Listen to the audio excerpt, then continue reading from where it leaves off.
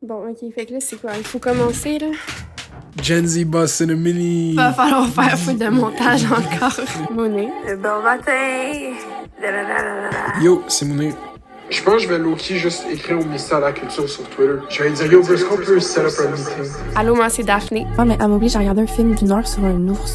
Puis là, j'étais comme vraiment frustrée. Puis j'ai dit, moi, je regarde pas ce film-là. C'est Café Snake. Bon matin! Bon matin! Gen Z Boss in a Mini. En direct de la COVID. Mon sujet, c'est la télé-réalité. Let's go, le meilleur sujet. Mais plus particulièrement, le retour de Pignon sur rue.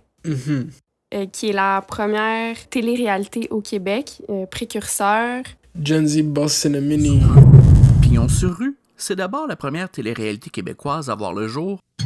De temps en temps, je mets les choses au clair. Je m'évache tout seul, puis je relaxe mes nerfs. Donc, c'est ça, Pignon sur rue, première émission de télé-réalité québécoise. Ça a duré, je pense, 3 saisons. C'était dans les années 90, plus précisément de 95 à 98. Puis le concept, c'est que c'est des jeunes qui habitent pas à Montréal, qui habitent à l'extérieur et qui vont cohabiter dans une colocation à Montréal. Puis à l'époque, c'était parce que, genre, ils allaient faire leurs études à Montréal où il y avait comme 19 ans. Ils allaient vivre les rêves de la grande ville. Exactement. Et travailler, essayer de subvenir à leurs besoins. Puis je pense que quand on s'est rencontrés, on avait écouté des épisodes.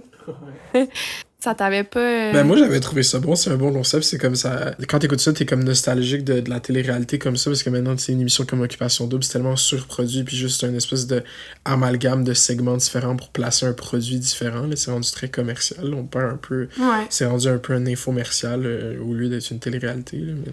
Ouais, ben l'affaire avec Pignon sur rue, c'est que il y avait pas genre de concours, il y avait pas de compétition, il y avait personne qui se faisait éliminer. C'était littéralement juste une caméra dans l'appart qui captait des moments du quotidien. C'était Jersey Shore.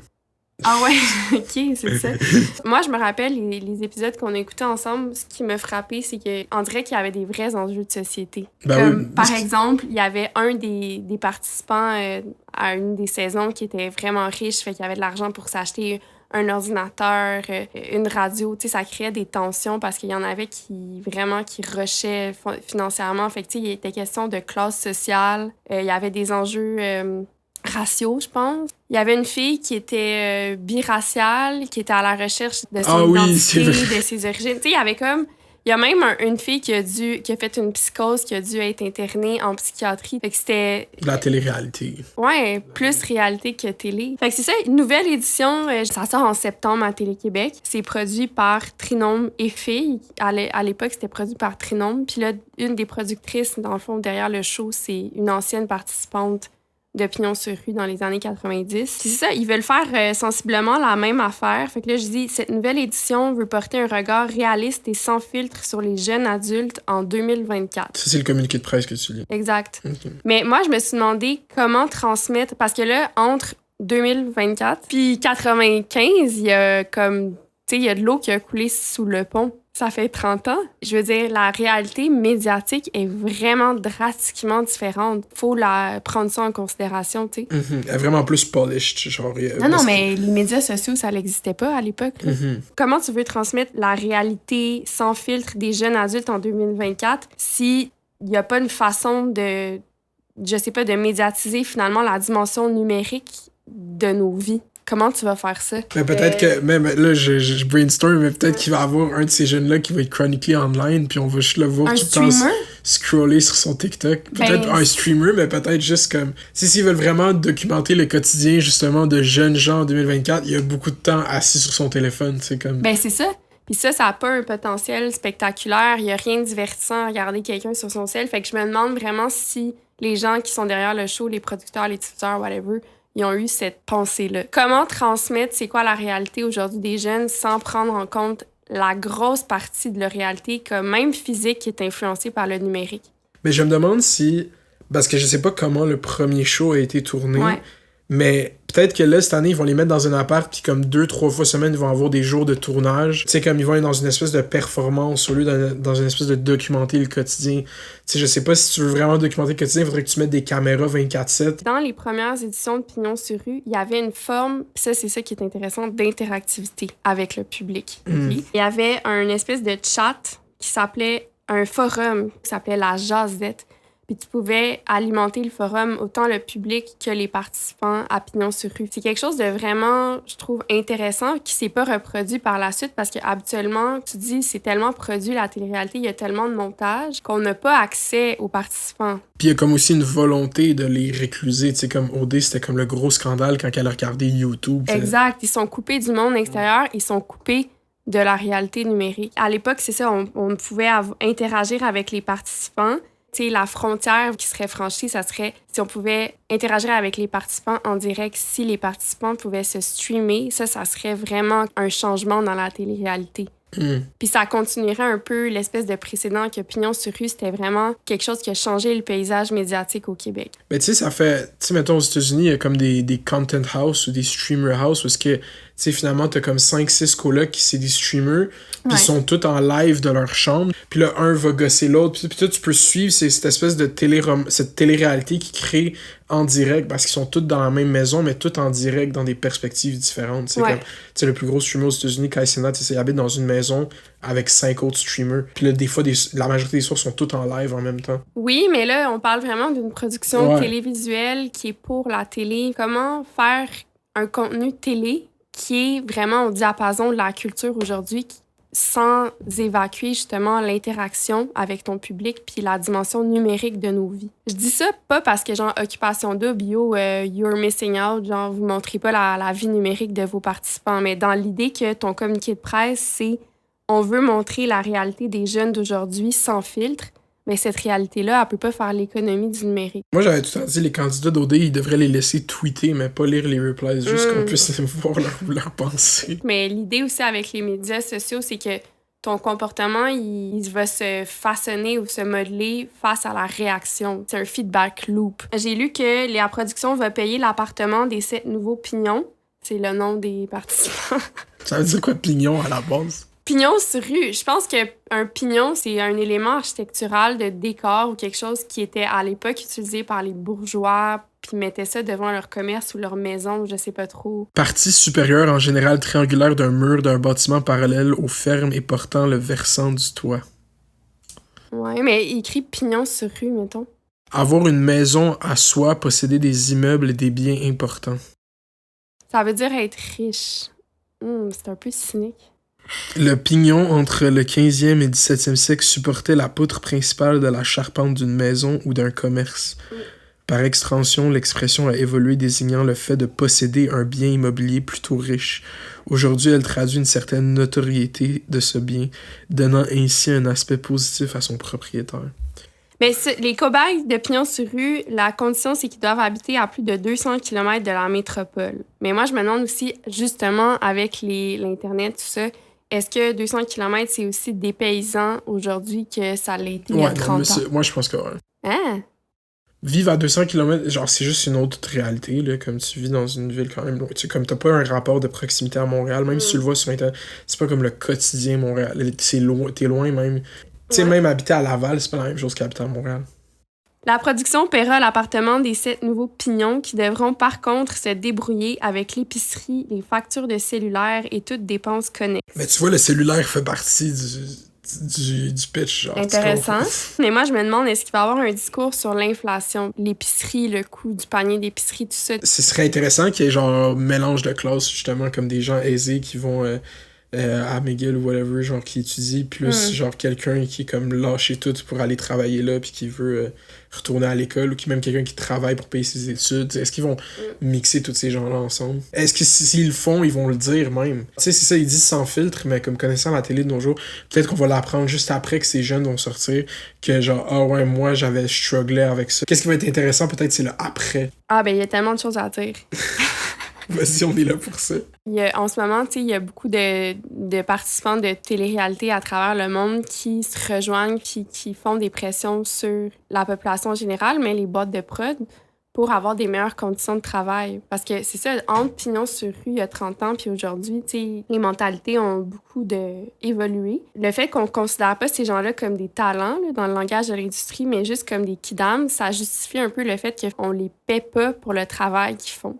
Donc, tout ce qu'on leur donne, par exemple, dans le cas d'occupation double, c'est des per diem pour qu'ils arrivent à payer leur loyer quand ils sont pas chez eux. Puis même là. Je pense que c'est sensiblement la même chose là, avec Pignon sur rue. Il n'y a rien qui est payé sauf l'appart. Mm-hmm. C'est combien de semaines qui restent dans l'appart? C'est pas toute une année scolaire au complet. C'est genre 2 mois? 3 mois peut-être. C'est ça me fait penser que la dernière fois qu'il y a eu la grosse grève à Hollywood, la SAG-AFTRA qui réunissait et les acteurs et les écrivains et tout ça, il y a des stars de la télé-réalité comme Bethany Frankel. The Real Housewives? Ouais, de New York. Elle a fait un gros coming out dans les médias, puis elle était comme, on est vraiment exploités, on fait pas de scène non plus sur les residuals. Fait qu'à chaque fois que l'émission dans laquelle elle a participé est rediffusée, elle fait 0.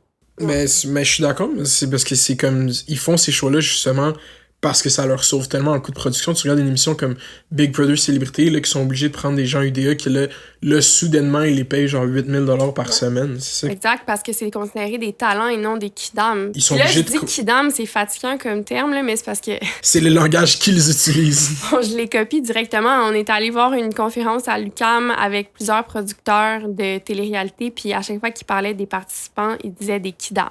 Littéralement, comme c'était le mot de la journée. C'est quoi, je pense, j'ai vu un TikTok d'une fille qui avait fait Say Yes to the Dress, le show. Là, c'est un show de mariage? Ouais, tu te fais présenter plusieurs robes de mariée, puis au final, t'es censé en élire une, puis c'est un moment vraiment émotionnel et tout.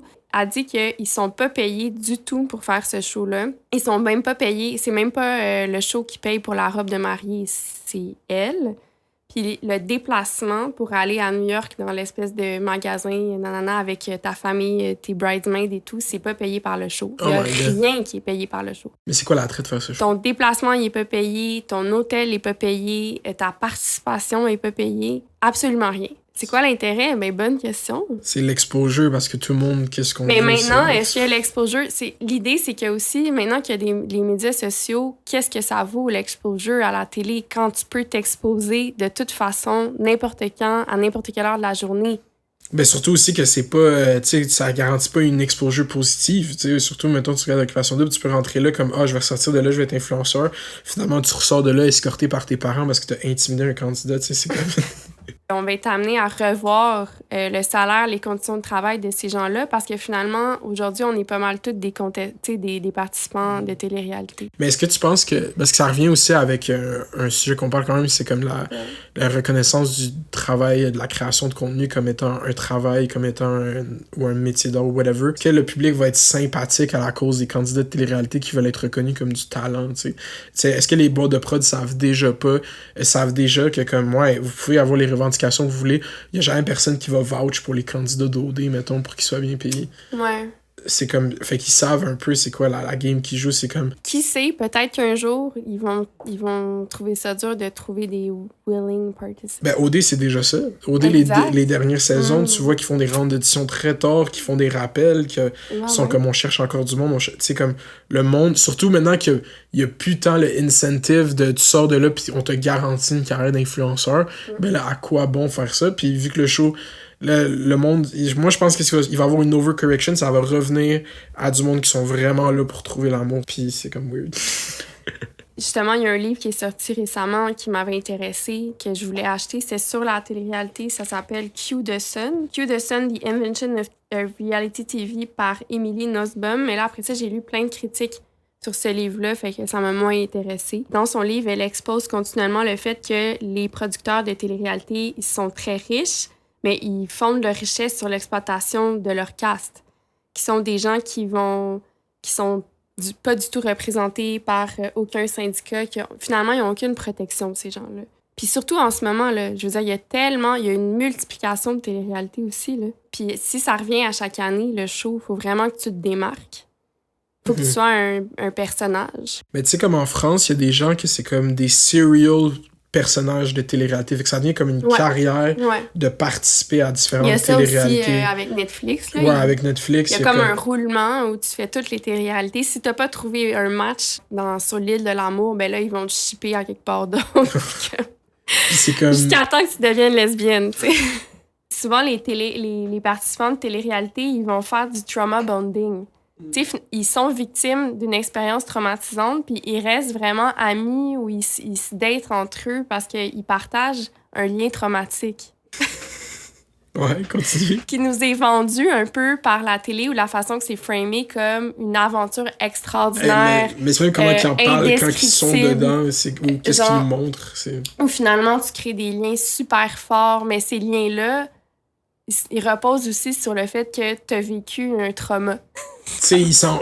La most part, tu sais, le bout traumatique, c'est nécessairement être coupé de tes proches, coupé de la réalité. Il y en a qui sont overwork ou whatever. Non, mais le moment de trauma, c'est pas nécessairement quand tu tournes le show, c'est tout ce qui vient avec. C'est le après aussi. C'est comme quand tu réalises que finalement, il y a plein de monde sur Reddit qui t'envoie chier. Tu peux plus marcher dans la rue sans te faire pas reconnaître. Il y a du monde qui crave ça aussi, c'est comme ça dit. Mais je pense on le crave tous à un certain degré parce que c'est dans la nature humaine de chercher une forme d'amour puis de reconnaissance. Après ça, est-ce que c'est un problème encore là qui se situe au niveau de l'individu ou plus de la société? Parce qu'on nous fait croire que la célébrité, c'est une forme de succès puis c'est une forme de réussite sociale. Ben moi, je reviens tout le temps à mon exemple préféré, c'est Renaud de Haut-des-Graisses, qui, quand il est sorti d'OD, est allé passer un après-midi au Carrefour Laval juste pour se faire reconnaître, puis après, il a fait une story pour en parler sur son Instagram. Il a dit quoi? Il a dit là, j'étais allé au Carrefour Laval, tu sais, il forçait les eye contact avec les gens, je suis resté là pendant 4 heures, il est juste allé là-bas pour faire le tour, puis genre prendre des photos avec du monde. Comment il en parlait, c'est comme s'il avait attendu ça toute sa vie, genre. Ouais, mais moi j'attends encore ce moment. Pour revenir au livre, les critiques, c'est surtout que la journaliste, dans son espèce de panorama de la télé-réalité, elle va surtout interviewer des acteurs derrière la caméra, des producteurs, des réalisateurs. Puis que ce que la production dit, elle prend ça at face value. Ça me fait penser justement encore à quand on est allé à l'UQAM, puis c'était une journée d'études ou... De colloque.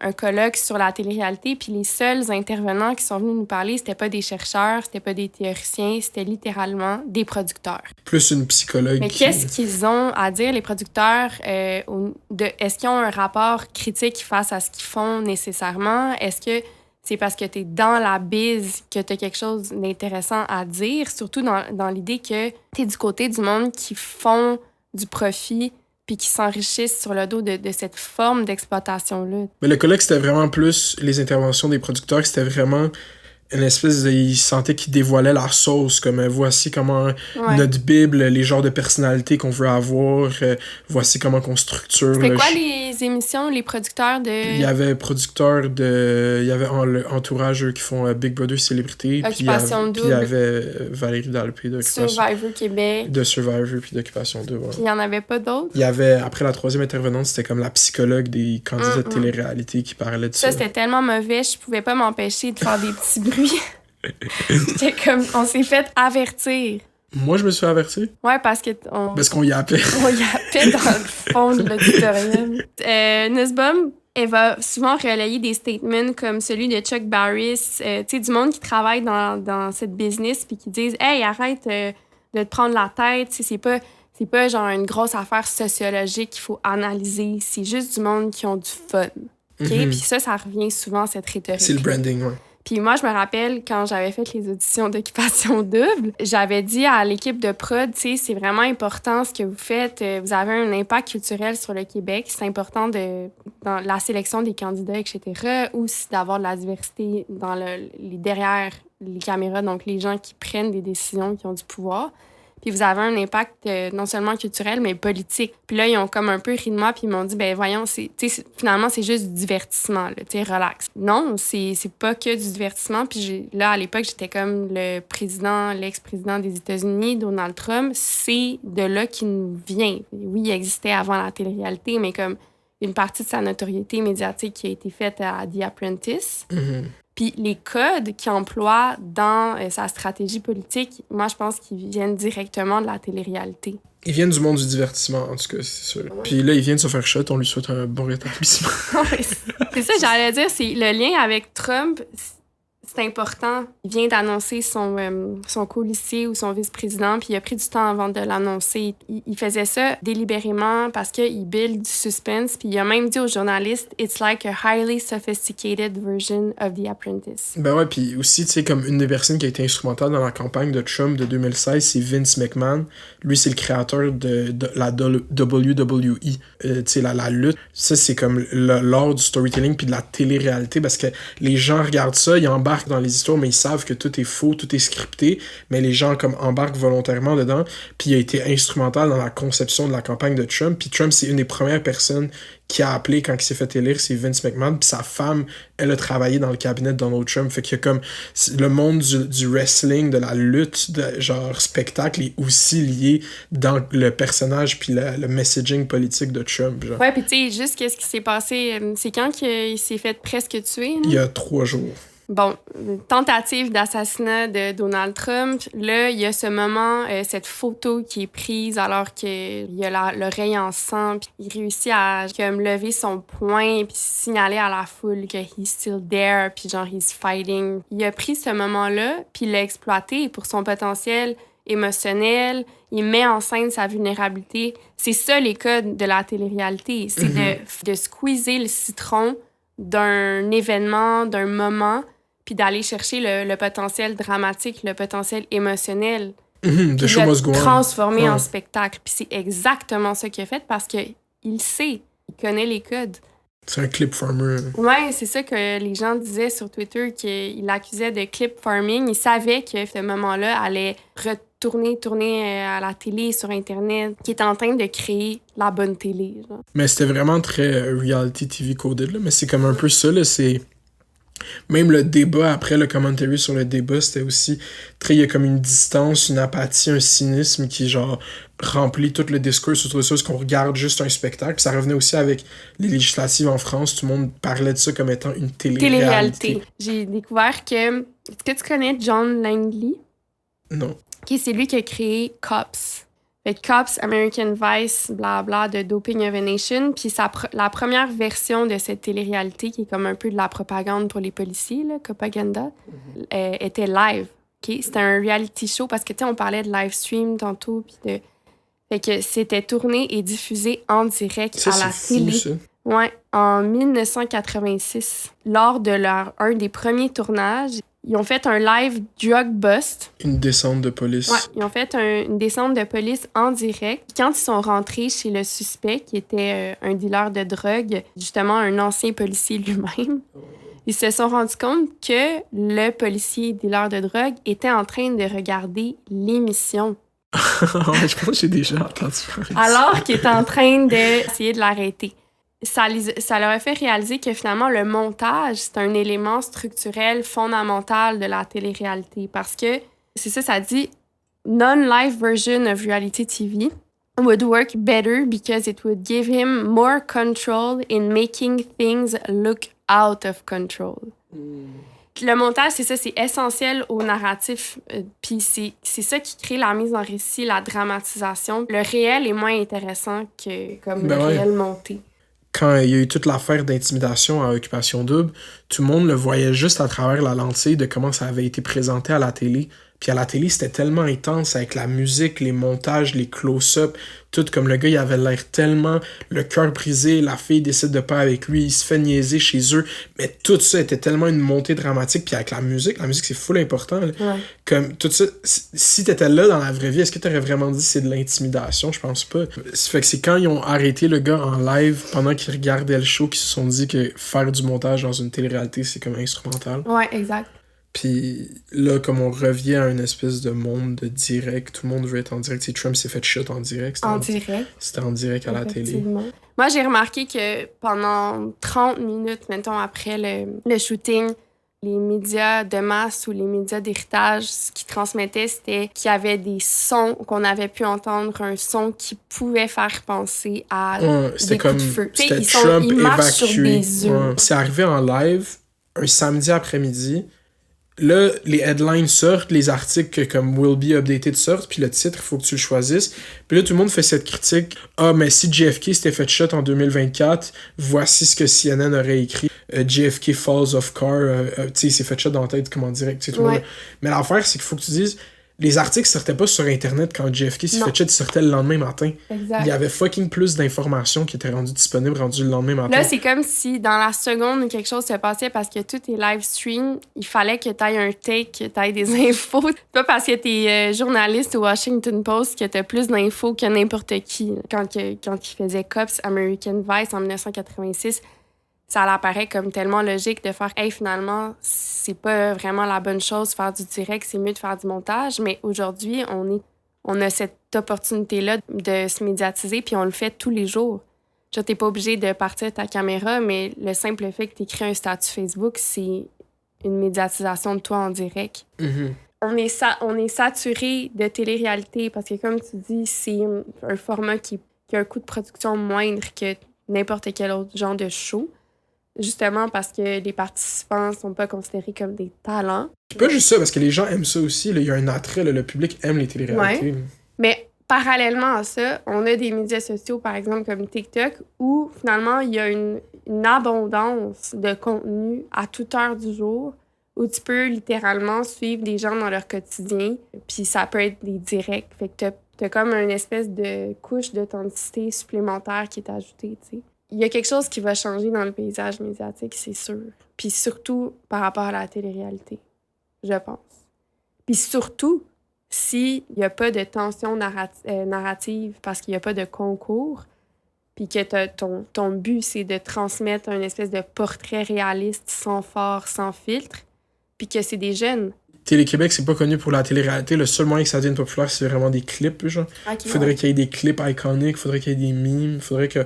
Pour que les gens découvrent que ça existe. Au début, je me demande ça va être quoi leur stratégie de marketing par rapport à ça. Il faut falloir de quoi d'inusité, là. Je me demande il faut des personnages. Des personnages, c'est ça. Puis de là, l'idée que, finalement, le succès d'une télé-réalité, ça repose sur ces kidams qu'on essaie de déprofessionnaliser. Mais au final, c'est des gens qui, peu importe leur formation, s'ils ont étudié en n'importe quoi ou pas étudié du tout, c'est quand même des gens qui ont un talent puis qui comprennent comment se mettre en scène pour que ça donne un bon show. Mm-hmm. Puis même s'il le comprend pas, même si c'est inné, même si c'est quelqu'un qui est genre juste comme intéressant, tu sais, les gens aiment ça voir des gens. C'est pour ça que c'est populaire les téléréalités. Ouais. Moi, c'est mon bout préféré de toutes les téléréalités, c'est les montages au début où est-ce que les gens se présentent, tu sais. Parce que c'est juste, t'es comme introduit à des nouvelles personnes. Moi, j'aime ça comme... J'aime pas ça. Salut, moi, c'est Julie. Moi, c'est mon affaire... J'aime les poules. C'est mon affaire préférée. Okay. Moi, je sais comme... Ouais, parce que des fois, t'as du monde comme... Oh my God, cette personne a l'air intéressante, comme... Switchons, ok. Le grand phénomène de ce printemps, le beef entre Drake et Kendrick, qui est fini maintenant. C'est officiellement fini. C'est fini, t'es sûr? Ouais, le vidéoclip de Kendrick Lamar de Not Like Us a été le dernier clou dans le cercueil. Mais c'est pas fini tant qu'il serre pas la pince pis il se donne pas un bisou, genre. Non. Je pense que c'est burnt. Ils vont jamais...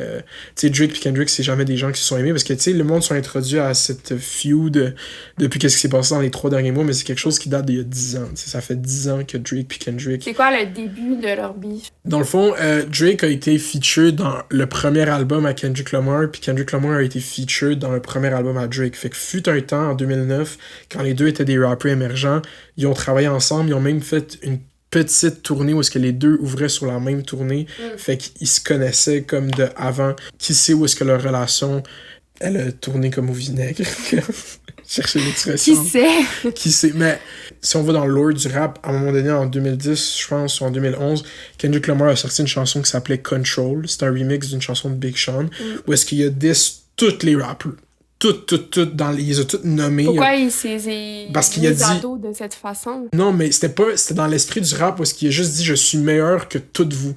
Puis il les a toutes nommés un après l'autre. Même Kanye, il a nommé Jay-Z. Il a tout dit, même si je vous respecte, je suis meilleur que vous, puis je suis là pour control. Genre. C'est dans la confection du personnage de rapper de Kendrick Lamar. Il l'a fait juste une fois. C'est self-aware. Il y a comme c'est délibéré. Ouais. Tu construis un personnage qui est pas nécessairement aligné avec ce que tu penses réellement. Ce qu'il pense réellement, puis ce qu'il met dans ses albums. T'sais, c'était juste un one-off Puis ça a choqué tout le rap game. Il a pas eu besoin de le faire comme... Mais ça, c'est quand même drôle qu'on donne ça aux rappers. Tu sais, tu te construis un personnage, alors que, mettons, pour les participants de télé-réalité...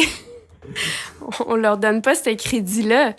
On les pointe du doigt puis on dit que c'est des personnes horribles, mais c'est des gens comme qui adoptent des stratégies de survie puis parce que souvent, mais souvent aussi, c'est même pas eux qui créent leur personnage, c'est les gens au montage qui les voient à travers la lentille d'un personnage. On l'a vu leur Bible, justement, c'est comme on a besoin de la personne. Honnêtement, si on les considérait un peu plus comme des professionnels puis des gens qui travaillaient, peut-être qu'ils seraient plus protégés même au niveau personnel parce qu'on aurait conscience qu'il y a une partie de ça qui est une mise en scène, tu sais. Moi, mon take sur ce beef-là... Ouais, désolée. non, mais c'est intéressant. Mais c'est ça le but de la podcast, on fait chiable. C'est le dernier souffle de la domination du rap dans les charts, dans la culture, dans le zeitgeist. Le rap qui a comme eu une espèce d'état de grâce de comme 2017 à 2020, même 2015 à 2020... 2021, c'est comme la descente. Je pense que le rap a célébré ses 50 ans l'année dernière. C'était comme le pic de la popularité du rap. Puis il va y avoir un nouveau lot, puis peut-être revenir, mais ça va pas être l'espèce de genre universel le plus populaire. Tu sais, comme en 2018, Nielsen a confirmé que le rap était le genre de musique le plus populaire, le plus écouté. Puis même moi, tu sais, c'est l'année que Drake a sorti son album Scorpion, c'est l'année que le Kiki Do You Love Me Challenge, tu sais, il y avait tellement de c'est quoi ce challenge? C'était genre une danse, tu sais, c'était comme le début des danses qui viennent avec la musique, comme vraiment que tout le monde se filme en train de danser. C'était tellement d'artistes qui étaient populaires. Puis qu'est-ce qui est arrivé avec le rap, c'est que, mettons, si on regarde sur ça, l'inception de ce beef entre Drake et Kendrick, c'est comme le Big Three, là. C'était Drake, Kendrick, J. Cole. Des 10 dernières années, c'était comme eux les trois faces du pop rap, mettons. Puis les trois faces de ma génération, des plus jeunes générations qui étaient supposées prendre le flambeau, les trois sont morts. Dans le fond, les trois personnes qui ont généré le plus d'engagement. XXXTentacion. XXXTentacion. Juice WRLD. Qui a fait une overdose. Puis Pop Smoke qui s'est fait shot à Los Angeles. C'était supposé être... Ces trois-là, c'était les têtes d'affiche. Mais je pense que ça, c'est une tragédie. Comme on en parlait hier soir. Ouais. Puis tu sais, XXXTentacion, c'était genre un cult following, tu sais. Moi, je travaillais au Collège Notre-Dame quand il est mort, puis le lendemain, les kids, ils pleuraient en cercle en train d'écouter du XXXTentacion, genre. Parce que c'était de la musique très émotionnelle, très mélodramatique, très teenage. C'était vraiment bon, puis... C'est ce que des exécutifs de Spotify ont littéralement comme mis comme point, c'est que comme les faces de la prochaine génération sont morts, il n'y a pas de pop talent. Fait que ça a causé, c'est que oui, le rap en ce moment connaît une espèce de bloom dans le underground, comme, mais il y a comme vraiment des gros mouvements de fond avec des rappers qui des nouvelles sonorités, des nouveaux types de genre des drumless beats, genre des beats sans drums, comme plus concentrés sur les lyrics, justement, qu'est-ce qu'on avait perdu quand le rap est devenu populaire, vraiment. Tu sais, comme la meilleure expression de ça, c'est un rappeur comme Travis Scott qui, dans ses chansons, dit rien. C'est juste un vibe. Tout est à propos du son, de la sonorité. C'est quoi ces paroles? OK. Fait que ça, c'est Travis Scott dans Sicko Mode, une de ses chansons les plus populaires. Le soleil est couché, le froid glacial, c'est comme ça qu'on sait que l'hiver est là. Je ne sais pas ce que je vais faire, je ne sais pas ce que je vais faire. C'est tout ce qu'il sait, il ne sait rien d'autre. J'ai essayé de leur montrer ouais. J'ai essayé de leur montrer ouais. Je ne sais pas ce que c'est, mais je ne sais pas ce que c'est, mais je ne sais pas ce que c'est. Le jeune La Flamme, il est en mode malade. Le jeune? La Flame, mais c'est ça son surnom, le Flame. Il est en mode malade. C'est Sicko Mode. Hey, t'as COVID, t'es en mode malade. Mais c'est comme, tu sais, c'est la meilleure expression. C'est un producteur à la base, Travis Scott. C'est en malade mode. Puis, ok, Travis Scott, c'est un producteur, c'est pas un parolier. Non, à la base, c'est on comprend pas trop sa vision. Mais on sait que c'est l'hiver puis qu'il sait pas quoi faire. Exact. Puis c'est comme, puis tu sais, il dit tellement rien dans sa musique que quand il dit un peu quelque chose, tout le monde capote. Tu sais, dans son dernier album, il y avait quelques bars que tu pouvais référencer à Kylie Jenner parce qu'il parlait de la couleur de ses yeux, tu sais. Puis c'était comme sad, tu sais, c'était comme un verse un peu genre. Puis c'était comme, oh my god, il parle de Kylie, puis il a le cœur brisé, comme le pauvre. Mais Ça, tu sais, pis ça a juste comme... Je pense que c'est ça un peu qui a fait que le rap, c'est devenu full populaire, pis ça s'est comme perdu un peu. Pourquoi? Parce que c'est devenu comme un espèce de produit commercial, puis il y a pas beaucoup de gens qui sont capables de rendre ça comme avec la substance. Kendrick était capable de mettre de la substance dans du rap populaire. Mais Kendrick, c'est pas censé être genre justement un poète. C'est un poète, mais qui a réussi à créer des chansons qui sont devenues vraiment populaires. Okay. Même avec, tu sais, une des plus grosses chansons de Kendrick Lamar qui s'appelle Swimming Pools. C'est vraiment entraînant, c'est vraiment un refrain punché, mais c'est sur comme l'alcoolisme dans la communauté noire, genre. C'est comme sur l'alcoolisme. C'est une chanson full profonde. Ça s'écoute bien, genre. Tu t'en rends même pas compte que c'est de ça qu'il parle, comme il faut qu'on te le dise. Là, avec ce beef de Drake et Kendrick, ça a été vraiment le premier gros beef de deux personnalités qui sont des pop stars, dans le fond, qui sont connus non seulement du monde du rap, mais du grand public. Puis ça a été le rap est devenu tellement populaire que ça est devenu sur tous les radars partout dans le monde. Parce que, mettons, quand Tupac puis Biggie ont beef, le rap, c'était pas encore à ce stade-là de popularité. C'était pas well-known comme ça. Fait que c'est pour ça que ce beef a eu l'air comme incroyable. Mais je pense que la réalité médiatique était différente aussi. Aujourd'hui, comme il y a quelque chose qui se passe, puis ça fait le tour du monde super rapidement, puis ça devient mimétique. Les gens vont faire des vidéos, vont faire des jokes, vont faire des danses. Puis c'est qu'on se retrouve à la fin de ce beef, qu'est-ce qu'on a?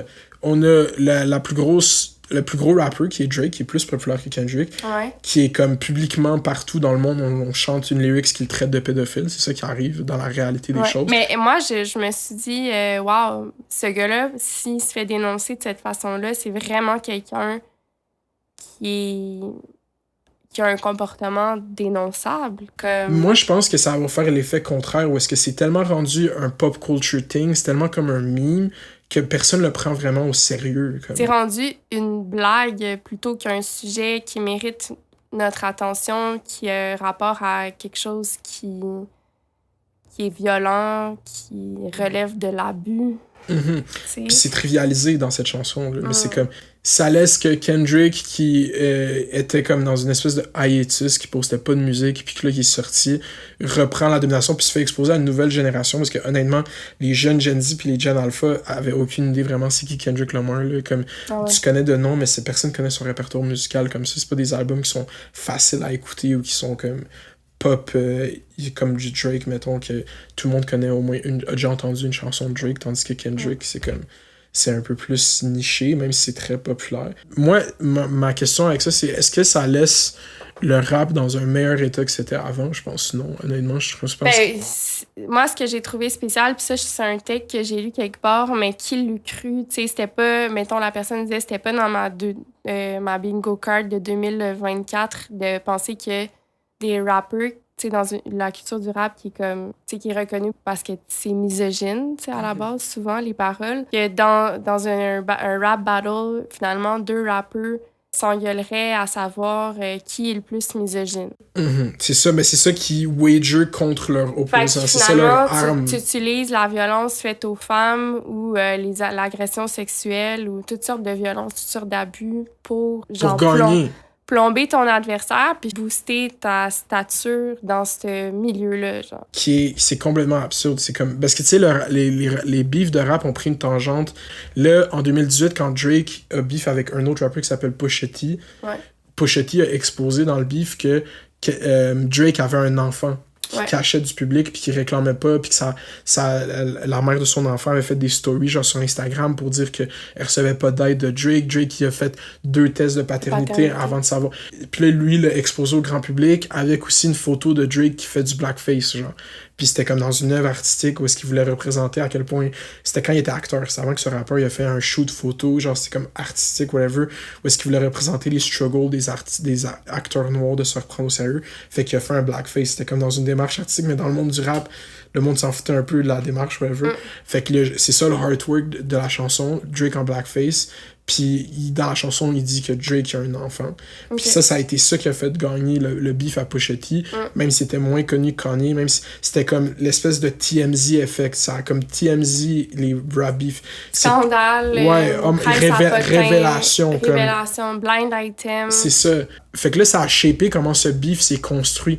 Parce que dès le début, quand dans le discourse, les gros blogs, tout, les commentaires, tout le monde était comme « Ah, qu'est-ce qui va sortir sur l'autre? » C'est devenu ça la nature du beef. Genre, qu'est-ce que je suis capable d'exposer sur la vie de l'autre? Fait que c'est ça qui a mené à la culmination de ça, la dernière chanson de Kendrick. C'est comme « Ah, il faut que j'expose quelque chose sur l'autre. » Pas juste comme une bataille. Parce qu'avant, les rap beef, c'est « Je suis meilleur que toi. » Ça a tellement choqué le public que c'est devenu comme un peu ça le standard pour les beefs publics de rappeurs. Fait que ça transforme ça justement en guerre de potins, tu sais, qu'est-ce qui est... Moi, je pense, tu sais, j'avais vu... Moi, je me rappelle, j'avais débattu avec mon frère en 2020, ou est-ce que en 2021, j'y avais dit comme, hey, le rap, c'est plus ce que c'était en 2018, on est déjà dans une descente. Puis lui, il était comme, non. Puis moi, je le sentais, il y avait de quoi qui se passait, que ça avait plus comme... C'était plus dans une montée. C'est ça, puis en août 2023... Ça a été la première fois pour une année consécutive qu'il n'y a eu aucune chanson de rap dans le top 10 Billboard, genre. Puis il y a eu qu'il y a eu un numéro 1 Billboard d'une chanson de rap. C'est la première fois depuis 1999 qu'il y a eu un an qui est passé sans... Fait que ça a comme été comme la concrétisation de ça. Puis le Billboard était dominé par genre des pop stars puis du country. Puis ça a été la résurgence du country au niveau pop. Tu sais, moi, comme je t'avais dit, j'ai un ami qui en 2016-2017, un gars qui chante au cégep, 2016-2017, grand fan de Travis Scott, grand fan de rap. Fast forward à lui aujourd'hui, il est en western, il va au Festival de Saint-Tite, il adore Morgan Wallen, genre il aime le country. Mais c'est quoi la pipeline que tu vois se dessiner? Comment tu l'expliques? Pourquoi c'est le country plus qu'un autre genre musical? Tu sais, par exemple, pourquoi ça pourrait pas être le jazz? Je sais pas pourquoi c'est juste devenu populaire le country, peut-être parce qu'il y a le sentiment qui revient puis que je revois dans le discours, c'est de quoi que toi-même tu as mentionné à un moment donné, c'est le monde qui dit comme moi j'écoute de tout sauf le rap. Ouais. Puis ce sentiment-là, quand j'étais au secondaire. Le monde disait ça, mais le monde recommence à dire ça. Comme il y avait un gros trend sur TikTok l'année passée qui était comme quand tu rencontres quelqu'un puis il écoute juste du rap. Parce qu'il y a une génération qui a été élevée pendant cet âge d'or du rap de 2014 à 2020. T'as été adolescente, qu'est-ce qui était populaire, c'est du rap, t'as commencé à juste écouter du rap. Ouais. Il y a beaucoup de gens qui écoutaient juste du rap. Fait que là, il y a eu ce mouvement comme quand tu rencontres quelqu'un puis il écoute juste du rap. Oh my god, quand j'ai commencé à écouter de la vraie musique sauf du rap, il y avait beaucoup de TikTok avec des centaines de milliers de likes de jeunes qui comme réalisaient qu'il y avait d'autres genres de musique que le rap. Fait que je voyais déjà ce chiffre-là, je me dis, c'est ça un peu le country pis genre la Tame Impalazation de genre les goûts musicaux de Gen Z, genre. Je pense que, tu sais, comme mettons ma soeur qui est plus jeune que moi, quand elle était adolescente, elle écoutait du Drake, elle écoutait du rap, puis maintenant elle écoute de la musique alternative puis électronique. Tu sais, je pense que le country, il y a peut-être comme ça, pour certaines personnes, ça peut commencer de façon un peu ironique. Mm-hmm. Tu sais, parce qu'il y a comme le bar sur la place de Saint-Hubert qui est ouvert, ou tu sais, c'est très kitsch, il y a comme une distance comme un peu... tu prends pas ça à face value at first, mais comme n'importe quel type de musique, c'est entraînant, c'est bon, ça rentre dans la tête, whatever. Puis il y a l'idée aussi comme une espèce de retour vers un âge d'or qui n'a jamais existé, là. Mm-hmm. Americana, mythique, tout ça. Puis ça, c'est quand même lié à l'authenticité. Mm-hmm. Puis les gens crave l'authenticité. Fait qu'il y a comme une espèce d'imaginaire qui est lié au country rustique. Puis même au niveau des classes sociales. Tu sais, le country, c'est associé à la classe ouvrière, à des gens qui sont proches de leur famille, de valeurs familiales, comme de rôles qui sont peut-être plus genrés. C'est peut-être pas un hasard si c'est le country. Peut-être que c'est lié à une ressurgence de certaines idéologies, de certains courants de pensée. Tu sais, même toi, tu me parlais des influenceurs de plus en plus qui se reconvertissent au catholicisme ou qui deviennent super religieux. C'est des valeurs traditionnelles qui reviennent à la mode. Peut-être c'est ça aussi. Puis avec le fait que ces gens-là qui aimaient peut-être le rap deviennent des fans de country, c'est aussi un commentary sur le fait que quand le rap est devenu full populaire, les gens aimaient ça pour sa popularité puis ils n'étaient pas imprégnés de cette culture-là. Puis c'est aussi la critique que Kendrick fait à Drake. Ouais. C'est que c'est pas des gens qui sont justement qui baignent là-dedans puis que c'est important pour eux puis c'est une partie de leur identité, la culture, tu sais. Puis c'est comme ça que Kendrick parle de ça dans les beefs, c'est comme je parle pas pour moi, je parle pour la culture elle bouge pas, mais la popularité de ce que tu fais est fickle parce qu'elle attire les masses, puis les masses sont pas about this hip-hop shit comme il y a du monde qui sont, tu sais, les passionnés de rap sont vraiment passionnés de rap, c'est pour ça que live le underground. Mais on dirait qu'il l'attaque justement sur son sur le fait qu'il serait pas nécessairement entre guillemets, je veux dire, un vrai noir, tu sais, comme qui serait pas un noir, not like us. Puis il l'attaque sur son authenticité, justement, sur l'authenticité de la persona, de l'identité qu'il met en scène, puis aussi sur... Ben, c'est ça. Mais il traite de colonizer, On littéralement. revient au discours sur l'authenticité. Genre, finalement, t'es juste une machine qui appartient au capitalisme. T'as pas rapport avec la culture noire, t'as pas rapport avec le rap, le artistry. Genre. Ouais, c'est ça. Puis il traite littéralement de colonizer, là, tu sais. Puis moi, je pense juste que... Est-ce que ultimement ça va être une bonne chose pour le rap que ça devienne plus le genre de musique le plus populaire? Je pense que pour les vrais fanatiques de rap, oui. Parce que justement, comme le underground live est striving, comme... Puis c'est quoi le underground? C'est plein de rappeurs de différentes bulles qui sont pas nécessairement vraiment connus, mais qui ont des core fanbase qui sont full dédiés, qui achètent leur musique physiquement. Il y a comme une resurgence des vinyles, de la collection de vinyles de rap. Tu sais, comme il y a un rappeur ici, Montréal, Mike Shab, qui est comme en train de devenir vraiment connu aux États-Unis, mais lui, c'est comme un pionnier dans ce nouveau son-là, de genre, comment il fait la musique, c'est du drumless rap, genre, c'est comme ça que ça s'appelle, puis c'est ses beats, c'est un producteur, puis il a commencé à collaborer avec des gros rappers aux États-Unis, mais qui sont comme niches, comme il va avoir la resurgence des niches dans le rap, qu'est-ce qu'il n'y avait pas nécessairement dans les 8 dernières années.